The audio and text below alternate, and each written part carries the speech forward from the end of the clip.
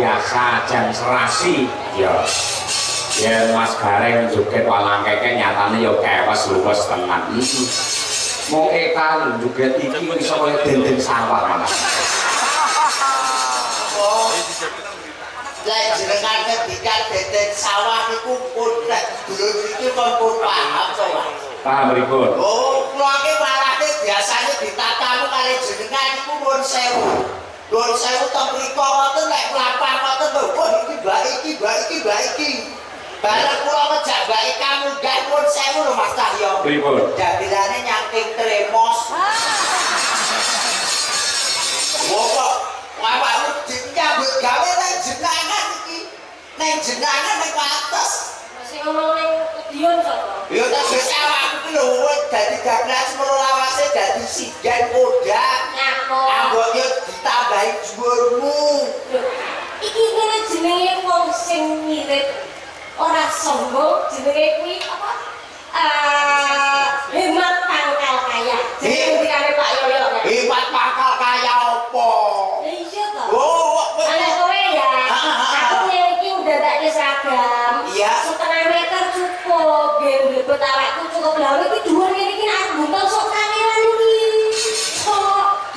Lek jenenge sandangan penganggung kuwi ora dicocokne karo meteran ya patute wong nyaman nuwun sewu lho kados Mas Cahyo pideksa ngoten niku beskape sae gedhe dhuwur ganteng bojone nggih presiden garwane ya presiden bukesi ya cantik ya kewes ngeten iki kaya awakmu aku wong ora mlaku karo panjenengan apa kaya nyangking tremos aku ditekoki Pak Lurah sapa jenenge Munaji Pak Munaji arep nang ndi to Kak bar tuku wedhus korban Pak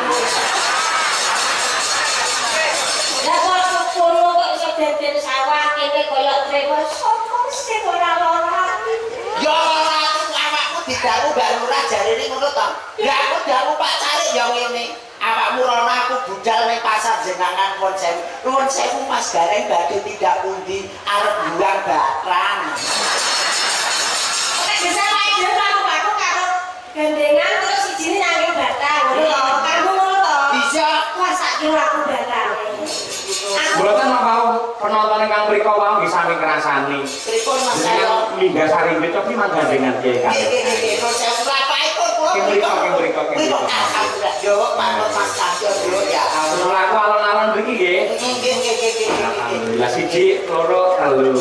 Ya ampun, sing putri kaya Sri Huning. Sing aku kaya serigala. Mas Cahyo. Napa? Sok gaglak ngono lho. Sok serigala paling boten gandhes luas nyawiji dadi siji ya Nduk ya. Niki wonten laladan wates jenengan para raga.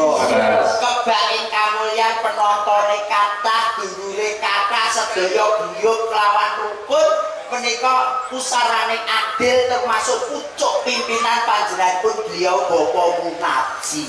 luar biasa saestu Mas Gareng Pak Yoyo luar biasa nderek matur nderek bingah nderek mongko bongbong atase anu wates jenengan sudah 6 lama 8 tahun lamanya tidak wayangan dalu menika disekseni wayangan setelah sekian lama tepuk tangan kanggo panjenengan sedaya jenengan wates kene Kandhani kula kena diomongne Mas nggih wong desa mawa cara negara mawa tata paribasane nek nang nggonku elek jenenge sedekah bumi sedekah lemah sedekah bantala ning nek kene jenenge bersih desa rena telu kuwi mau loro nek sing arani legenonan yo ono legenonan enek kono ya neng ngarani jenenge selonan Apitan ning sing bener kuwi jenenge sedekah bumi sedekah lemah sedekah bantala lho kok nek wedine dhewe-dhewe nggih enten to wong aku ki iso ngomong ya iso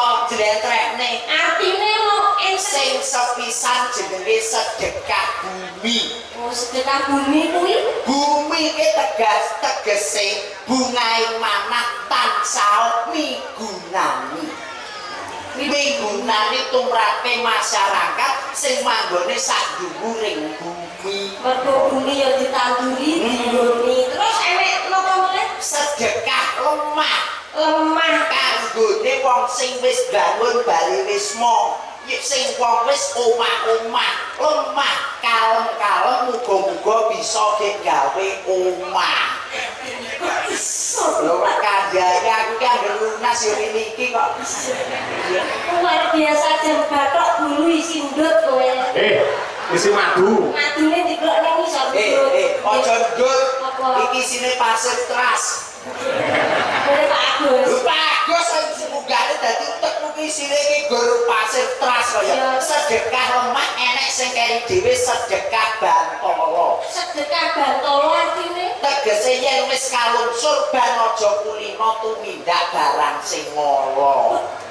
Oh, dadi haji yang mabrur, haji yang mabrur. haji yang baik. Aja kaya nggonku kae. Piye? Nggonku kae haji tomat. Haji tomat kuwi Budal tobat murih kumat. kene artine ya nek haji wahyu kae Ya, haji wahyu ya tegese ya tumiba ning alam donya wong iki dititahne dadi haji kaya beliau Bapak Suman Bagyo Gareng Semarang. kuwi wahyu ya. Ora tapi wahyu nggonku kan mergo carae payu terus nggonku ndak haji. Dadi jenenge haji wahyu. Haji wahyu tegese haji sawahe wis pak payu. Kok enek ora nggonku hajine. Ya wis kuwi to. Ming haji wahyu kuwi. Lek hajah nggih ku enek. Hajah mutmainah. Nggih. Hajah mutmainah. Kok pancen wis tobat, biyen mun saya wong wedok sing nuwakal banget, barang gak kaji tobat terus mulai ditambahi jeneng, ya kuwi hajah mutmainah. Tegesipun apa Mas? Biyen lali korong hajah ku lino ngemuti barang sing ra benar. Barang sing ora genah iki sing koyo piye ya?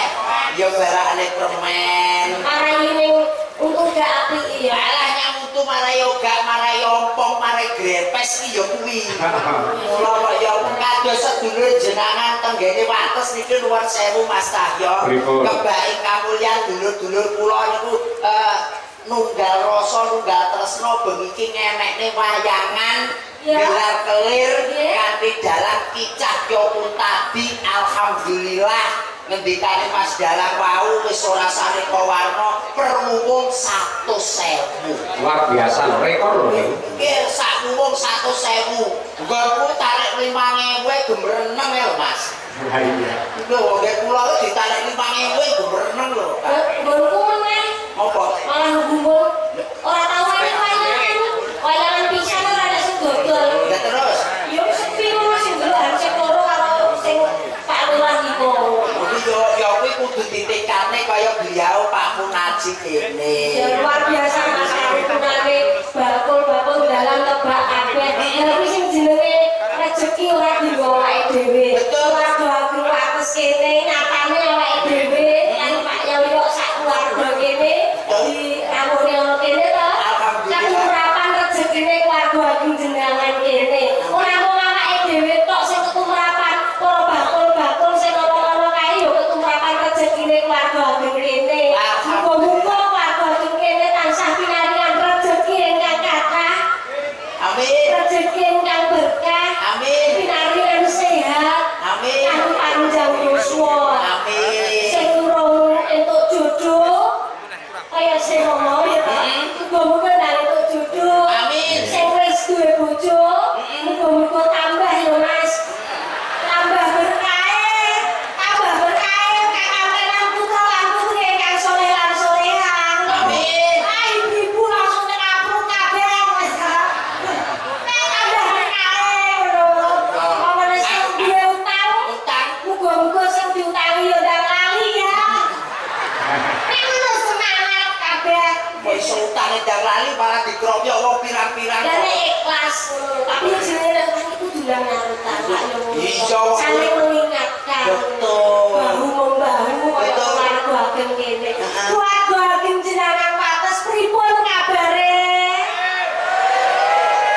Kalesunipun lak ya sae to. Alhamdulillah panjenengan mriksani Mas Gareng kabul saking Pacitan. Sae nggih? Mas Gareng sae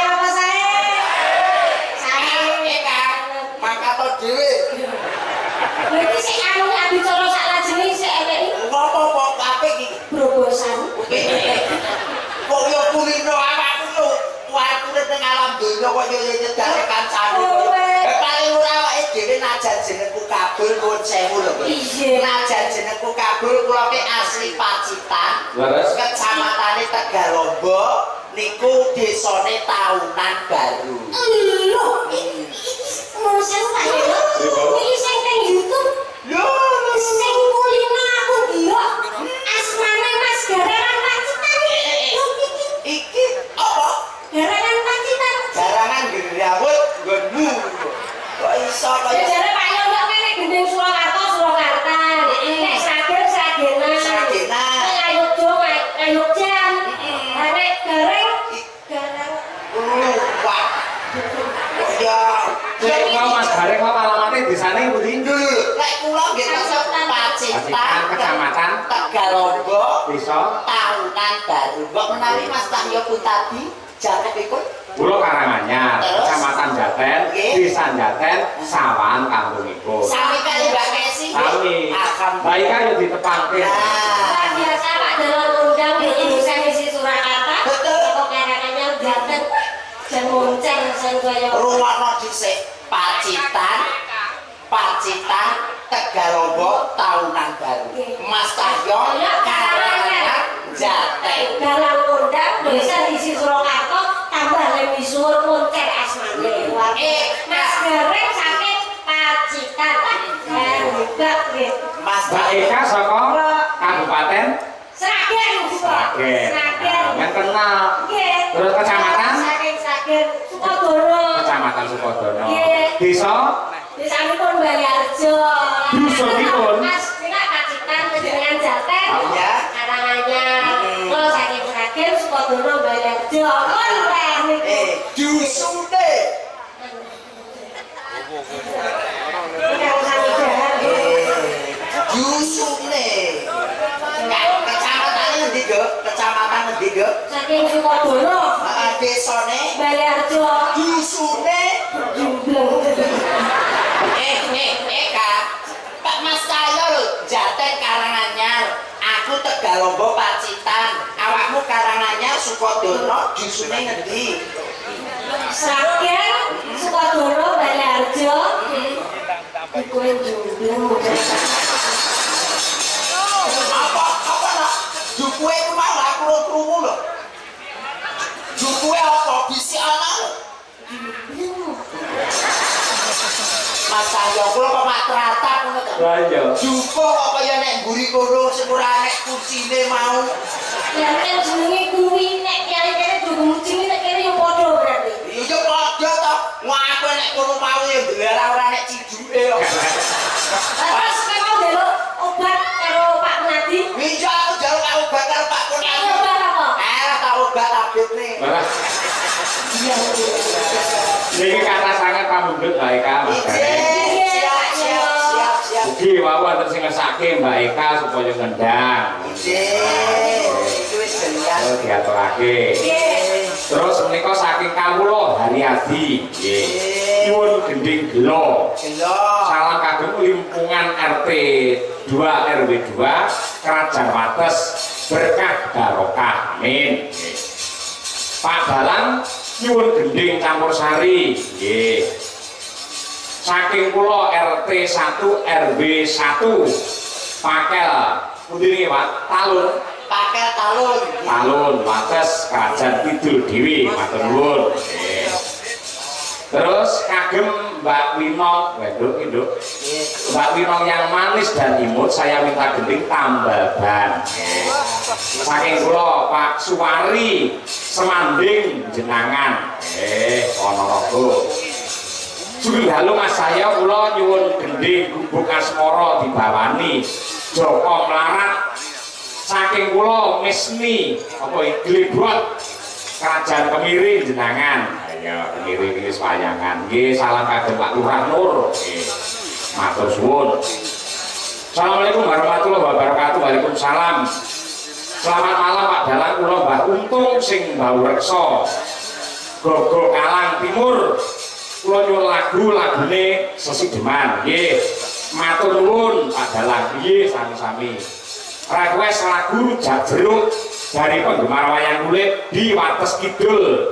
Pak Sias Nggih, niku pamungkute. Sampun Mas Cahyo. Sampun. Iki ketawisipun nggih Mbak Eka nggih pikantuk pelingan utawi niki amplop kengking. Nggih, Allah dipun titipi kalih Panitia. Pak Panitia asmane Pak Jenggot. Nggih, wonten Kalih Pak Agus. Agus. Nggih, Pakai dulur-dulur rong dusun kene kabeh. Sekolah Pak Sus wau nggih. Pak Susilo. Nggih, kok monggo biung dipun waos. Pripun? Wonten titipan Ya, aman. Lah nggih mbok nganu menawa enten pembutan nganggur apa pripun.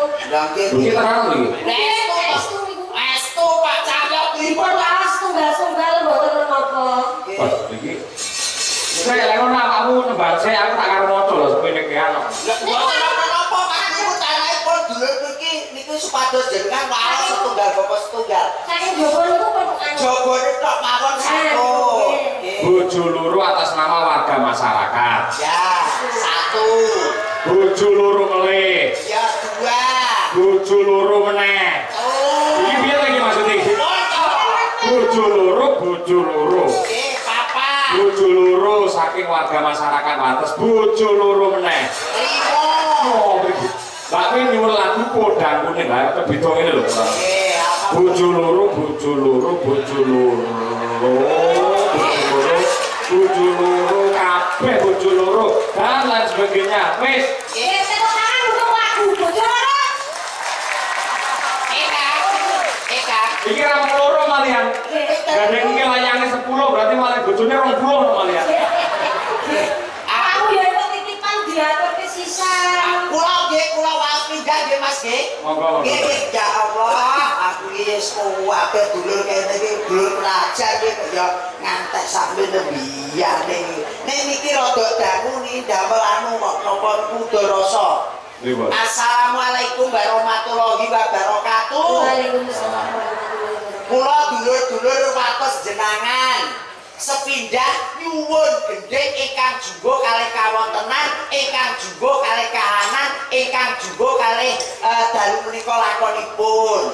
Ingkang sepindah menika podang kuning, angka kalih menika bojo loro. Melu to kuwi. Angka 3 niku nggih nuwun sewu assalamualaikum. Kula nyuwun gendhing ingkang nyemek-nyemek langgam bojo loro.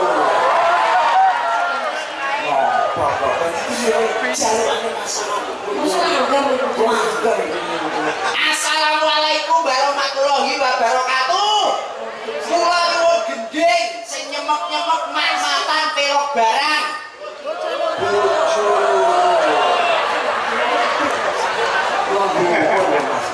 Nggih.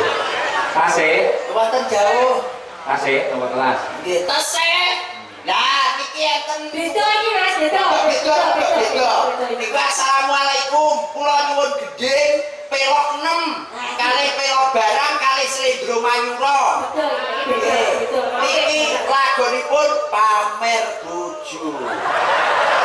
Ada bojone adane anu ae to. Iki aku bojone. Kang angka 5 Mas Cahyo. Nggih. Niki nggih sami mawon nyuwun lagon pamer bojo.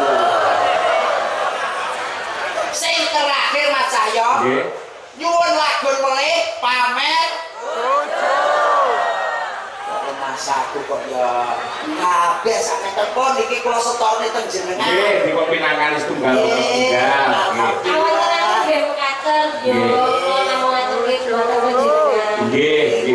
Tapi Mbak Eka ingkang dipun aturaken langkung rumiyin podang kuning rumiyin. Nggih, podang kuning. Nggih, nggih. Iki wong loro yo. Iya wong loro Nek sing aja aku apa?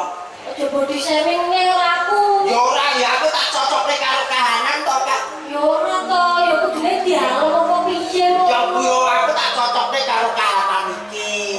Kaya kahanan Madangkara beniki. Nggih. Muga digungani kalih dulur wates jenengan Mas Cahyo. Amin. Ngagungipun menika mawi coklat. Iki coklat. Oke ya. Tegese dulur wates jenengan iki kalih Madangkara menika cocok dan melekat.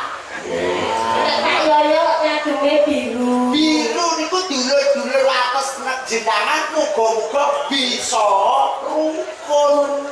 Ya nek mbak kesindene yang cantik Mbak Wino, Mbak Dirgita, Mbak Dian, Bu Sukesi Rahayu, Warnane dongker. Mbak Gisel. Ayo warnane dongker. Warnane dongker. Wong kudu dong ora kena nyengker. Nyengker ya? Nyengker ke tugune ndelikne. Ngono. Dadine tiyang kudune los. Lah, nyoh kono, nyoh kene, nyoh kono, nyoh kene ngoten. Nah aku ijo nom. Ijo nom. Tegese kowe iki pangakak pakanan wedhus dombo. Berarti sampeyan kowe no. Yo ora to nek iki kan yo jenenge ijo. Aku ngerti kowe, aku ijo nom. Ijo botol. Ngerti aku. Apa? Arah duwemu yo kuwi tak kencani ijo nom malah kowe kuwi kok. Kan sepelmu iki jalukmu biru jokel kacung lawas eneke goriki lho. Kok njaluk Pak Lurah? Pak Lurah nggih, Pak Munaji alhamdulillah. Wilujeng lenggah Pak Munaji. Alhamdulillah wonten panjenenganipun beliau Bapak Camat, Bapak Dewan, para kadang Sutresna sedulur wates jenengan Mbak Eka. Lurah-lurah sak kecamatan jenengan sedaya rawuh wonten lapangan wates jenengan. Luar biasa. Monggo dipenangkaken. Udah kuning sak dawane Mbak Eka. Nggih. Senadyan wujud tengok peksi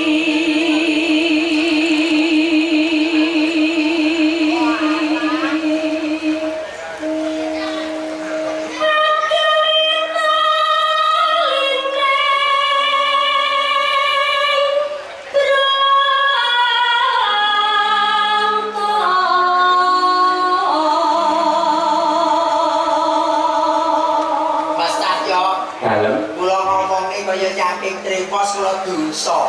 Apa? Jebul kaya tremos swarane mending lah. Oh, tenan. Tremos isine banyu anget kok. Nggih, tenggorokan apik, nggih kesehatan yo bergas. Tremos kuwi isine banyu aki arep kowe. Ya aku ki tresno karo panjenengan lan jenengan jo gak siyo karo aku. Ya aku yo ora dak siyo marang siniramu. Iya. Nek kadukaan kaya tremos ya tak betah-betah. Panjenengan ki aku ki nganggep panjenengan ki wis ora karo ya jenengan ki wis tak anggap. Wis tak anggap piye yo seniorku dhewe wong sing tak tresnani.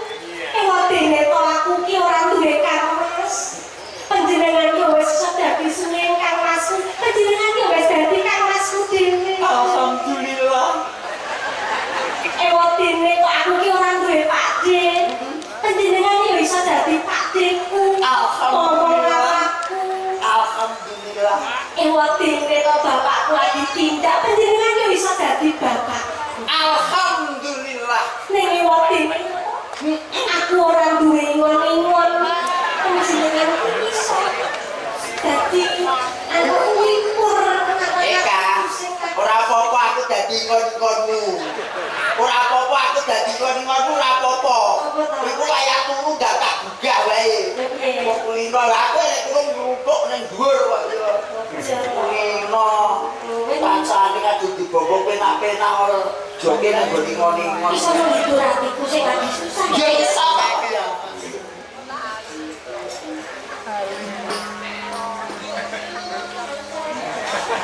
Bisa ya. Oke sih kita gatekke karo aku. Ya ya. Wong dosa lho, Dok. Padane awake dhewe lho ya. Asine aku ki yo lali. Ngomong-ngomong. Lali kok. Sandare menungso kok. Amane ratok lali yo dadi menungso. Dadi apa? Dadi yo kirek ngono kok. Tapi rek gelem lali kok. Nek sampeyan kok kirek Dik. Apa? Asu. Oh, asu yo gelem lali lho. Asu gelem lali.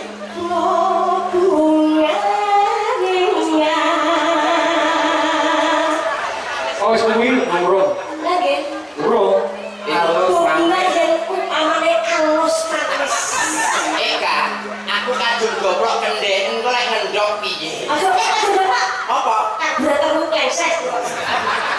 Nggih, iki wis digoreng cacak ngono. Wis diteratur-atur iki. Halus. Alus manis.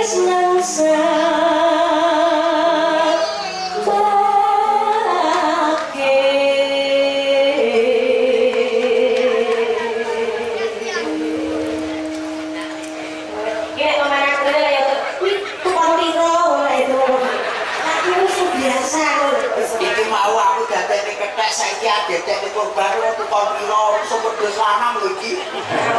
Sumber gak lho iki Sing dadekne iso. yo wis manut.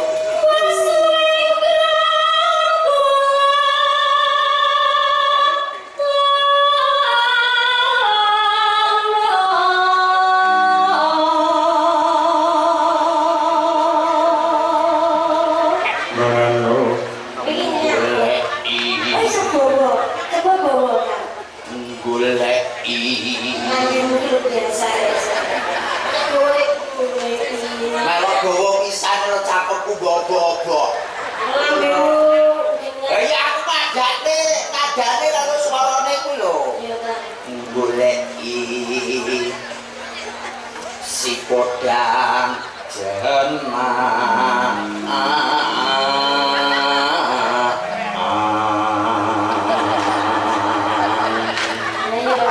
Kok sabo kali kok iso lho jenengan biasa lho. ora apa-apa aku mburi wis go citral. Ibu bunga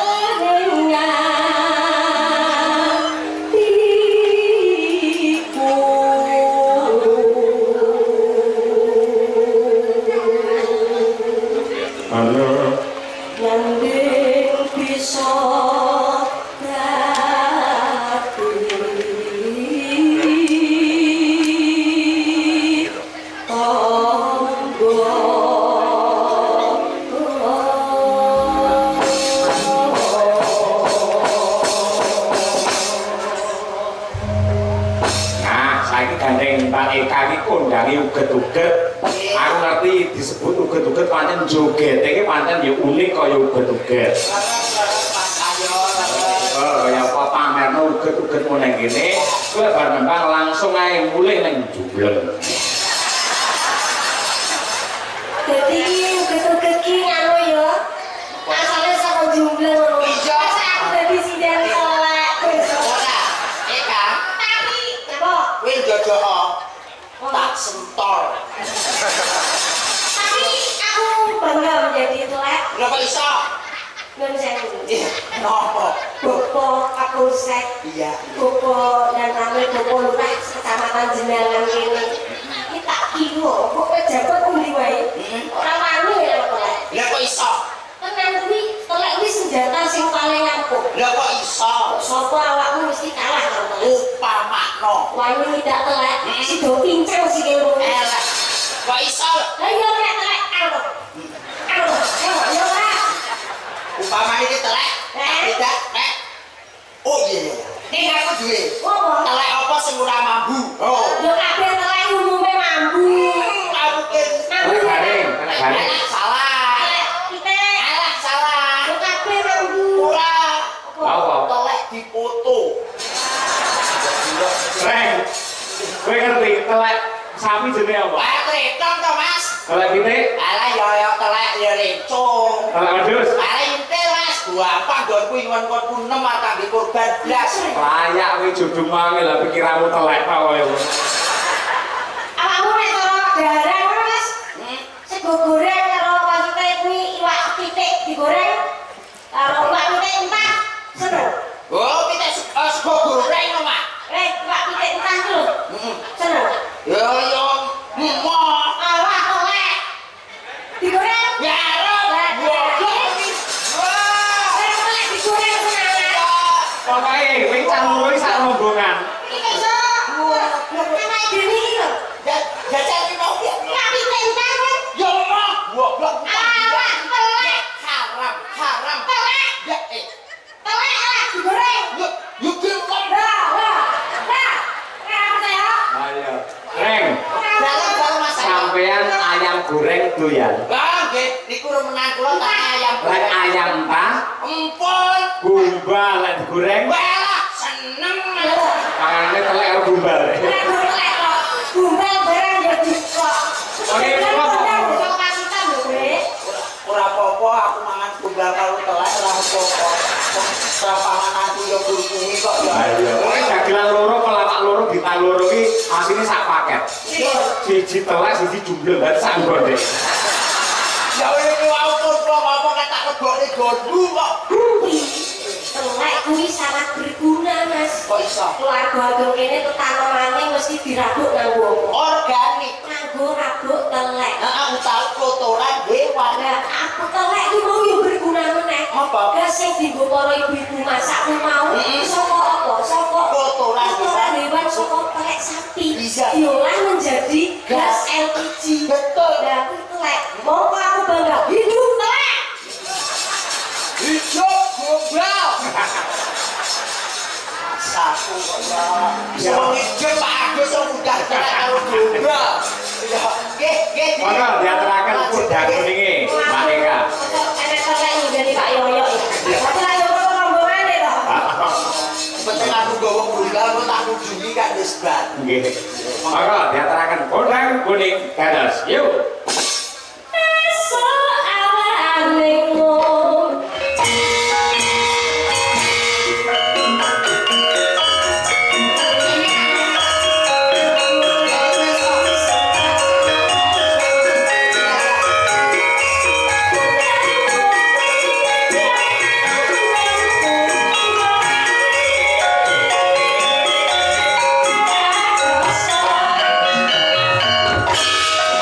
Oh,